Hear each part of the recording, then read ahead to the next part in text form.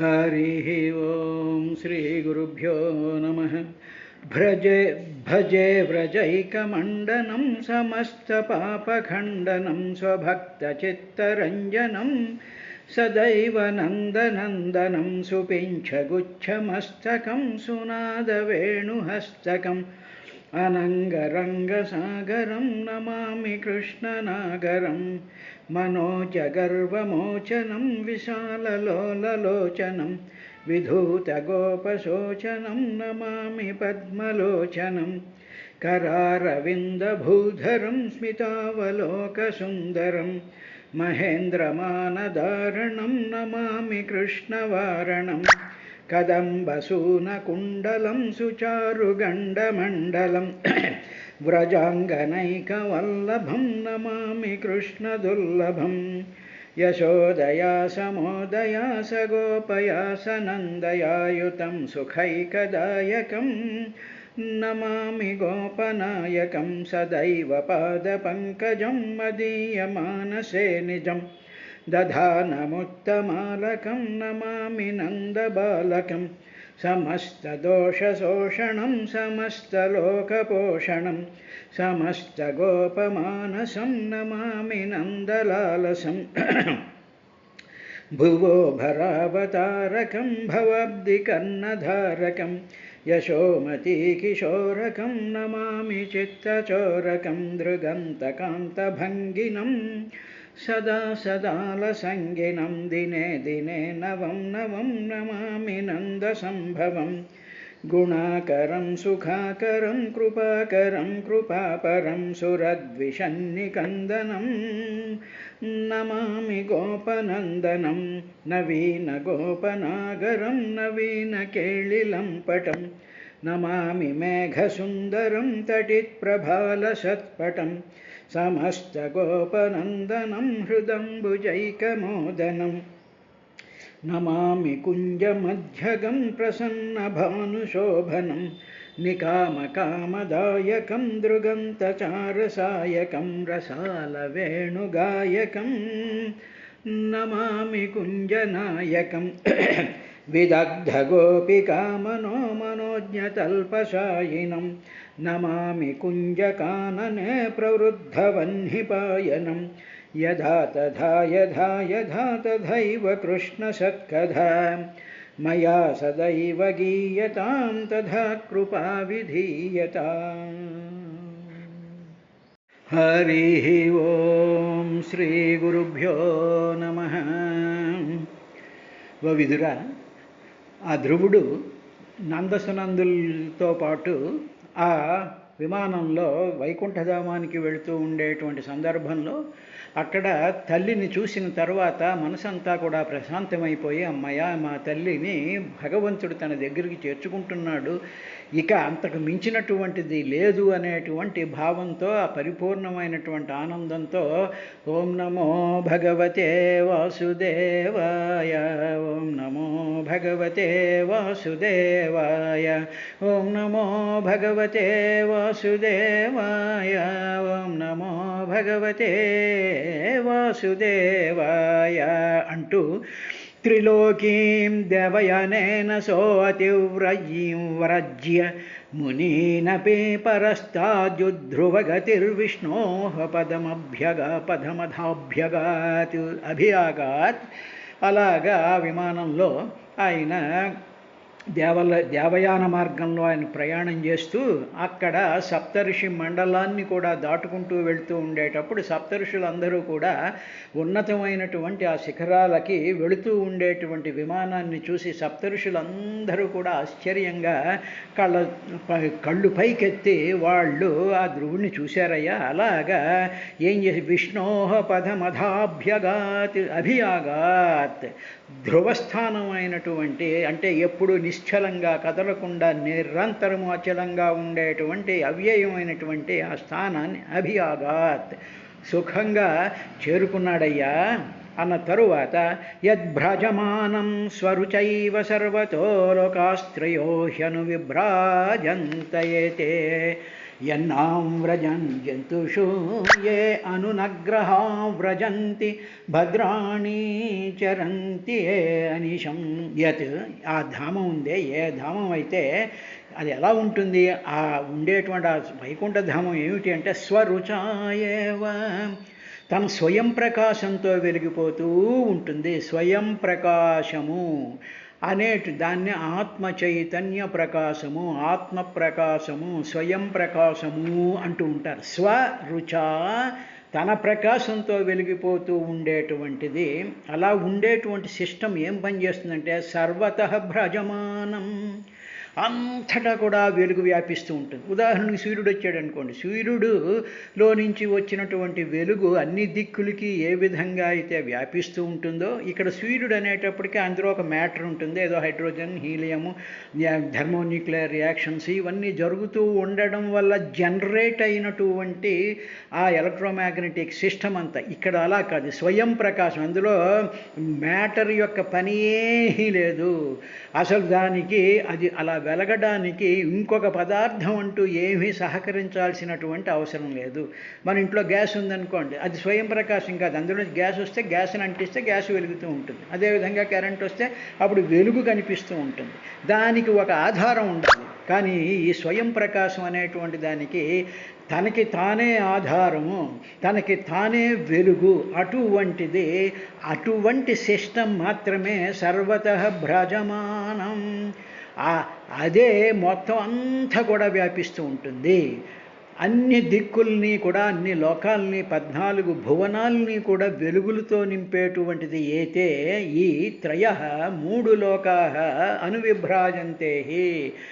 ఆ వెలుగులోనే ఈ సమస్తమైనటువంటి త్రయః 3 లోకాలు కూడా, భూ భువః సువః అనేటువంటి ఈ లోకాలన్నీ కూడా అనువిభ్రాజంతే, ఆ వెలుగును అనుసరించే ఇవన్నీ ప్రకాశిస్తూ ఉంటాయి.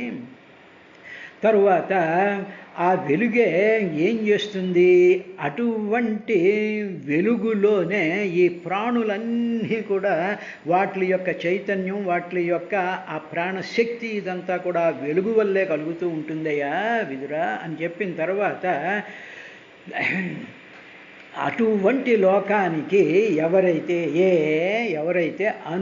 అననుగ్రహాః, ఏమాత్రం దయలేనటువంటి వాళ్ళు, జంతుషు సమస్తమైనటువంటి జీవుల యందు, జంతువుల యందు ఎవరికైతే ఆ అననుగ్రహాః దయలేని వాళ్ళు ఉంటారో, యత్ అలా దయలేనటువంటి వాళ్ళు దేనిని నా అవ్రజన్ పొందరో, అటువంటి లోకానికి వెళ్ళాలి అంటే సమస్తమైనటువంటి జీవరాశుల మీద, తన చుట్టూ ఉండేటువంటి ప్రకృతి మీద అంతా కూడా దయ ఉన్నటువంటి వాళ్ళు మాత్రమే అక్కడికి వెళ్ళగలరు తప్ప మిగతా వాళ్ళు ఎవ్వరూ కూడా దానిని పొందలేరు.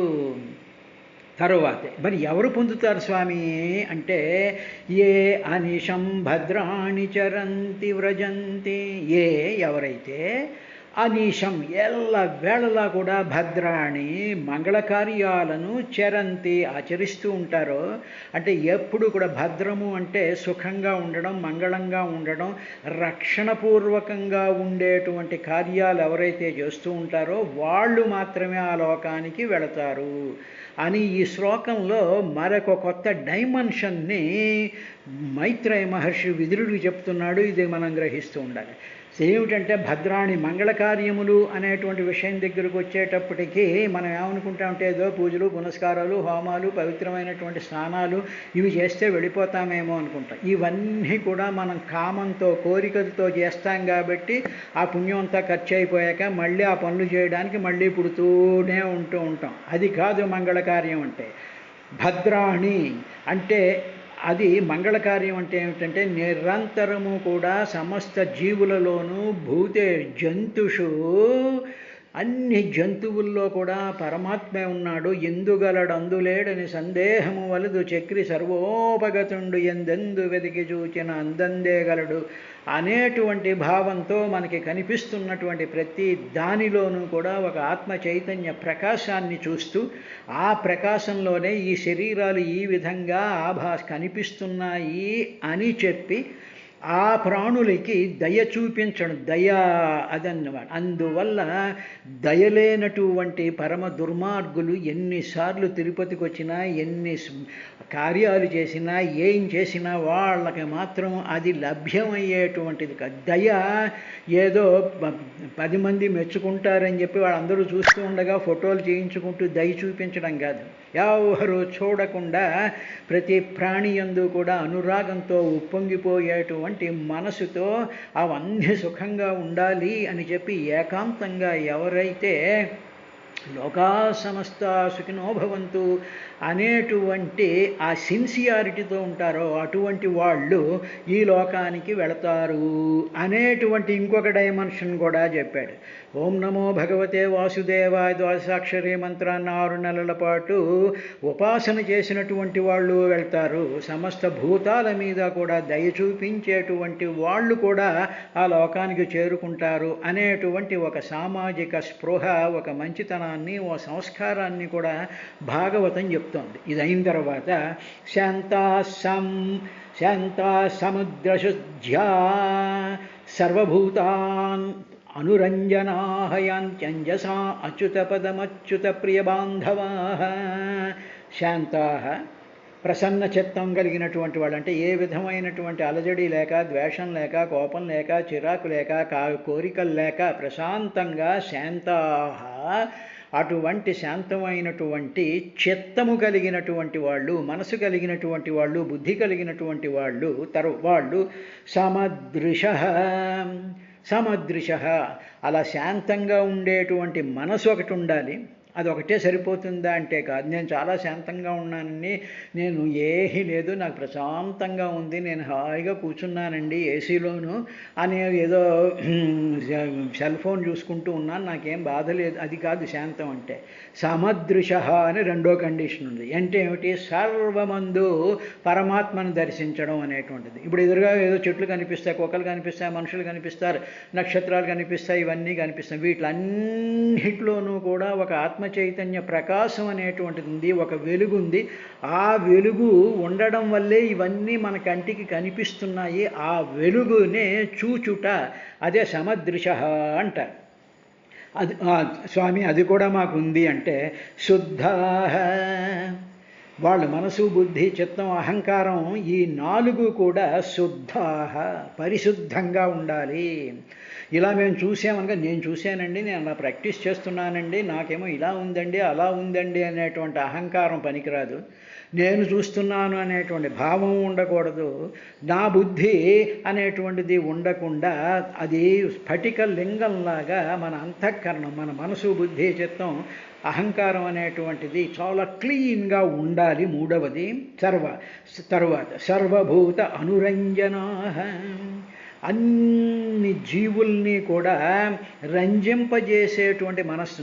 అనురంజనాః సర్వభూతాః, అన్ని జీవుల్ని కూడా అనురంజనము అంటే రంజింపజేయాలి. ఉదాహరణకి మన పిల్లలు అనుకోండి, చిన్న చిన్న పిల్లలు ఉంటారు, మామూలుగా ఉంటే వాళ్ళని రంజింపజేస్తూ ఉంటాం. వాళ్ళని ఏదో వాళ్ళకి కావాల్సినవన్నీ ఇస్తే, వాళ్ళని ముద్దాడి వాడితో ఇది చేస్తూ ఎంతో ఆప్యాయంగా మమకారంతో ఉంటాను చూసారా, దాన్ని రంజింపజేయుట అంటారు. అంటే వాళ్ళ మనసును ఆహ్లాదకరంగా, ఉత్సాహవంతంగా పెట్టాలి. అదేవిధంగా సర్వభూత అనురంజనాః, సకల ప్రాణుల్ని కూడా అనురంజింపజేయాలి. ఎన్ని చెప్పారు ఇప్పుడు? 4. శాంతాః, సమదృశ, తర్వాత శుద్ధాః, సర్వభూత అనురంజనాః.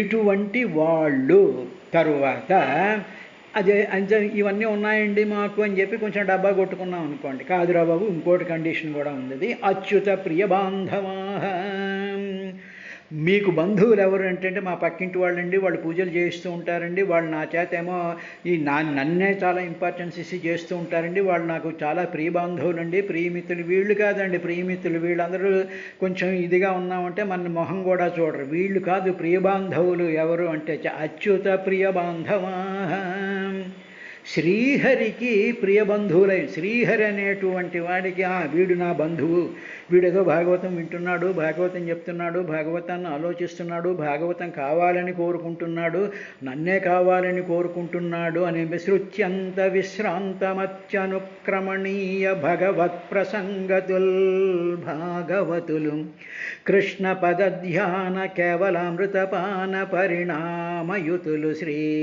భగవతులు.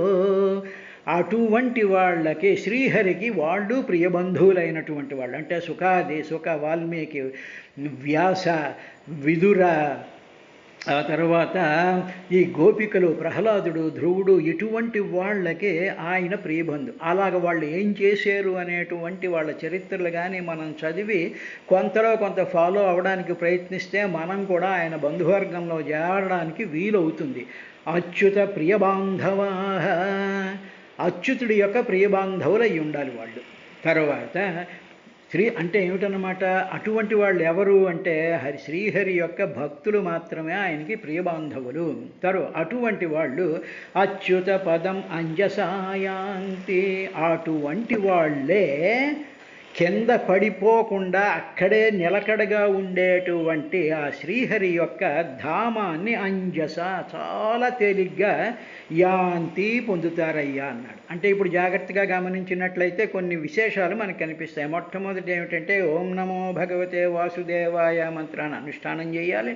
తర్వాత తల్లిదండ్రుల మీద విపరీతమైనటువంటి ప్రేమ, ఆదరణ, అది విమానంలో వెళ్తున్నా సరే నా తల్లి కావాలి అనుకునేటువంటి లక్షణం కలిగి ఉండాలి. తర్వాత సమస్తమైనటువంటి ప్రకృతిలో మన చుట్టూ ఉండేటువంటి సమస్త జీవుల యందు కూడా దయ కలిగి ఉండాలి. తరువాత ఎల్లప్పుడూ కూడా సకల జీవులకి కూడా మంగళప్రదమైనటువంటి పనులు చేస్తూ ఉండాలి. అది అయిన తర్వాత ఇవే కాకుండా శాంతమైనటువంటి శాంతాహ సమదృశ, శాంతమైనటువంటి మనస్సు ఉండాలి. అన్నిట్లో కూడా పరమాత్మ ఉన్నాడు అనేటువంటి భావంతో నిరంతరము ఉంటూ ఉండాలి. పరిశుద్ధమైనటువంటి శుద్ధాహ సర్వభూత అనురంజనాహ, సకల ప్రాణుల్ని రంజింపజేసేటువంటి వాళ్ళై ఉండాలి. ఇవన్నీ ఉన్నాయండి, బాగానే ఉంది అంటే, కానీ you must be related to Achyuta ప్రియబాంధవా.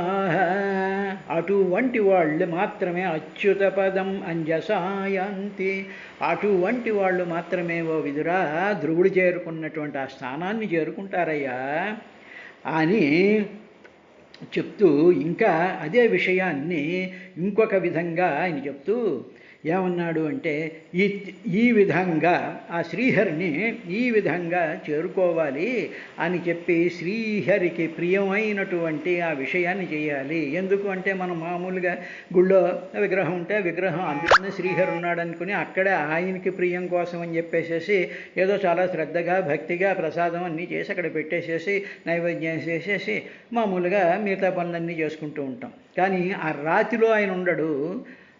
రాతిలో ఉన్నట్టుగా భావన చేసుకోవడానికని చెప్పి ఒక ఫోటోలోనో ఒక రాయిలోనో సాకార రూపంలో మన మనసులోకి వచ్చి కూర్చోవడానికి మాత్రం అది పనికొస్తుంది.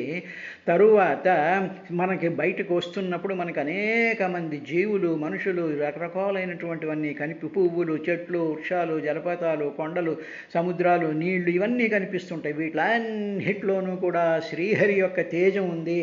ఆ ప్రకాశం ఉండడం చేతే మనకి కనిపిస్తూ ఉన్నాయి. స్వయం ప్రకాశం అంటే ఇక్కడ జాగ్రత్తగా ఒక ఎగ్జాంపుల్ తీసుకున్నట్లయితే, చీకటిగా ఉంది, మనకి చెట్లు ఇళ్ళు ఏమీ కనిపించడం లేదు. ఎప్పుడైతే సూర్యోదయం అవుతుందో సూర్యుడి యొక్క కాంతి వాటి మీద పడేటప్పటికి అప్పుడు మనకి ఇది చెట్టు, ఇది ఇల్లు, ఇది కారు, ఇది అనేటువంటి భావం కలుగుతుంది. అదేవిధంగా సూర్యుడి యొక్క కాంతిని చూపించేటువంటిది ఏమిటి? సూర్యుడి పడుతూ ఉండేటువంటి కాంతిని ఏది చూపిస్తోంది అంటే మనలో ఉండేటువంటి ఆ స్వయం ప్రకాశం ఉందే స్వరుచ, మనలోనే ఉండేటువంటి ఒక కాంతి మన కళ్ళ ద్వారా బయటకు వెళ్ళి సూర్యరశ్మి మీద పడి ఇది సూర్యరశ్మి అని మనకి చెప్తూ ఉండేటువంటి కాంతి స్వరుచాహ. ఆ కాంతి సూర్యుడి యొక్క కాంతిని కూడా చూపిస్తుంది, చంద్రుడి యొక్క కాంతిని కూడా చూపిస్తుంది. కాబట్టి సూర్యుడి కాంతి చీకట్లో చీకటి ఉంటే ఏం చూపించలేదు, కానీ చీకటిని కూడా మనలో ఉండేటువంటి కాంతి చూపిస్తుంది. ఇదిగో ఇది చీకటి అని మనకి ఏది చూపిస్తోంది, ఏది మనకి ఆ కాన్షియస్నెస్ ఇస్తోంది అంటే స్వరుచాయేవ. ఆ కాంతి స్వరూపమైనటువంటి దాన్ని ఎవరు వెలిగించాల్సినటువంటి అవసరం లేదు. అటువంటి కాంతి స్వరూపుడైనటువంటి ఆ పరమాత్మని అంతర్గత జ్యోతి అయి, అంతర్గతంగా ఉండేటువంటి ఆ జ్యోతికి శ్రీహరి అని పేరయ్యా. ఆయన యొక్క ప్రియబంధుత్వం ఆయనతో మనం బంధం ఏర్పరచుకోవాలి కానీ పనికిరానటువంటి మనుషులతో వాళ్ళ కార్యక్రమాలతో వాళ్ళ చుట్టూ తిరగడం అనేటువంటిది కాదయ్యా అని చెప్పిన తరువాత ఇత్యుత్థానపదః పుత్రో ధ్రువ కృష్ణపరాయణః అభూత్రయాణం లోకానాం చూడామణిరివామల ఇది. ఈ విధంగా ఉత్తానపాదుని పుత్రుడైనటువంటి ఆ ధ్రువుడు కృష్ణపరాయణః కృష్ణపరాయణుడైపోయాడు.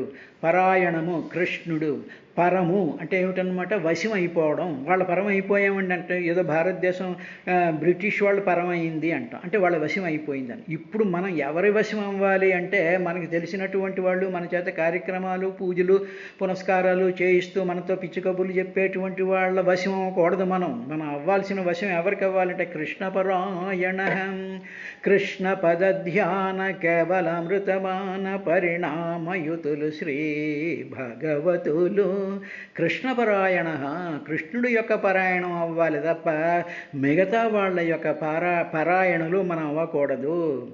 అటువంటి పరాయణము అంటే అనన్యమైనటువంటి భక్తి కలగడం, శ్రద్ధ కలగడం, అదే కావాలని కోరుకుంటూ ఉండడం. ఆయన ఫోల్డ్లోకి మనం వెళ్ళాలి తప్ప మిగతా మానవుల యొక్క ఫోల్డ్లోకి మనం వెళ్తే మనకి మిగిలేది దుఃఖమే. అమలః అటువంటి కృష్ణపరాయణుడయ్యా ధ్రువుడు. తర్వాత అమలః స్వచ్ఛమైనటువంటి అంతఃకరణ కలిగినటువంటి వాడు ధ్రువ.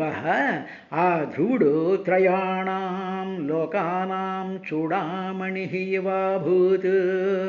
అటువంటి ధ్రువుడు త్రయాణం మూడు లోకానాం లోకాలకు చూడామణి ఇవ శిరోభూషణంలాగా అయ్యాడయ్యా.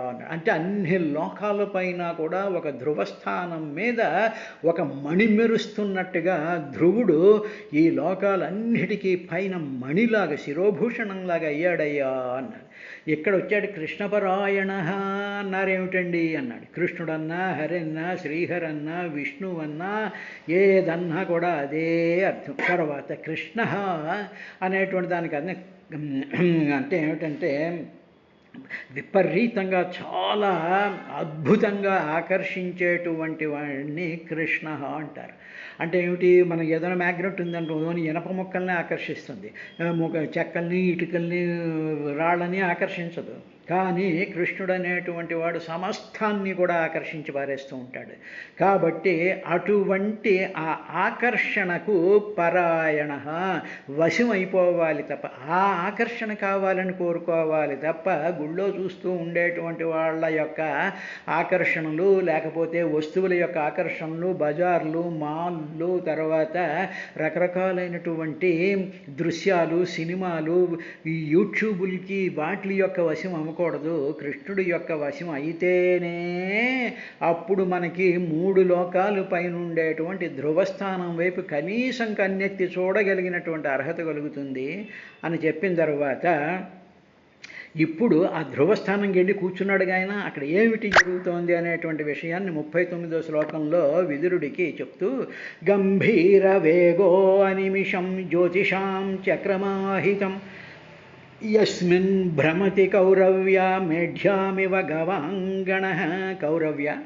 కౌరవంశంలో పుట్టినటువంటి ఓ విదురా, అనిమిషం అంటే ఏమిటి, ఏమాత్రం ఖాళీ లేకుండా, చాలా అలు పెరగకుండా, ఏమాత్రం అలసట లేకుండా, గంభీర వేగ చాలా వేగంగా తిరిగేటువంటి జ్యోతిషాం జ్యోతిర్మండలం గొప్ప వేగంతో గిరగిరగా తిరుగుతూ ఉంటుంది. ఆ జ్యోతిర్మండలం యొక్క చక్రం, ఆ చక్రంకి మధ్యలో ఒక రాట ఒకటి ఉంటుంది. యస్మిన్ ఆ చక్రం ఒక దాని చుట్టూ తిరగాలిగా. చాలా భయంకరమైనటువంటి మహోద్ధృతమైనటువంటి వేగంతో జ్యోతిర్మండలం అంతా తిరుగుతూ ఉంటుంది. అలా తిరిగేటువంటి ఒక ఇరుసును ఆధారం చేసుకుని తిరుగుతూ ఉంటుందిగా. ఆ ఇరుసు కదలదు, దాన్నే ధ్రువస్థానం అంటారు. అటువంటి యస్మిన్ ఆ ధ్రువస్థానం మీద ఈ ధ్రువుడు కూర్చున్నాడు. ఎందుకంటే ఆయన అడిగాడు కదా, నాకు అన్నిటికన్నా ఉత్తమమైనటువంటి స్థానం కావాలని. కాబట్టి ఇక్కడ కూర్చోరా అబ్బాయి అని చెప్పి వైకుంఠధామం నుంచి ఆయన అక్కడికి పంపించి, ఆ వైకుంఠధామం కూడా అందులోనే ఉంటుంది కాబట్టి అక్కడ కూర్చోబెట్టాడు. అవి ఎలాగుంటుంది, ఆ ధ్రువస్థానం ఎలా ఉంటుందంటే గంభీర వేగ గవాం గణ మేఢ్యాం అహితం భ్రమతి. తర్వాత మేఢ్యాం ఇవ, ఒక రాట కట్టి కుప్పనూర్పులు అవి చేస్తూ ఉంటాం. కుప్పనూర్పులు అవి చేస్తూ ఉండేటువంటి సందర్భంలో ఏంటంటే గడ్డంతా ఉంటుంది. అప్పుడు మధ్యలో ఒక రాట కట్టి ఎద్దులను కడితే ఆ ఎద్దులు కొడుతూ ఉంటారు, గవగ కొడుతూ ఉంటే అవి టక చాలా వేగంతో గంభీర వేగ గవాంగణ, ఈ ఎద్దుల యొక్క గణాలు గవగ తిరుగుతూ ఉంటే మేఢ్యాం, ఆ రాటలో ఉండేటువంటి అహితం, ఆ రాట చుట్టూ కూడా ఈ జ్యోతిర్మండలం తిరుగుతూ ఉంటుందయ్యా. అటువంటి జ్యోతిర్మండలం తిరిగేటువంటి ఆ రాట లాంటి దాని మీద ఈ ధ్రువుడు కూర్చోబెట్టబడ్డాడు అనేటువంటి విషయం ఓ విదురా, ఇది ఎవరు చెప్పారో తెలుసా? మహిమానం విలోక్యాస్య నారదో భగవాన్ ఋషి ఆతోద్యం వితుదన్ శ్లోకాన్ సత్రేగా యత్ ప్రచేతసాం. ప్రచేతసులు చేస్తూ ఉండేటువంటి యజ్ఞంలో నారద మహర్షి ఈ ధ్రువవాక్యానంతటినీ శ్లోకాల రూపంలో, పాటల రూపంలో పాడి వాళ్ళకి వినిపించాడయ్యా. అది నేను నీకు వినిపిస్తున్నాను అని చెప్పి మైత్రేయ మహర్షి విదురుకి చెప్పాడు. రేపటి కార్యక్రమంలో నారదుడు ఆ ప్రచేతసుల సంగతి ఏమిటో చూద్దాం.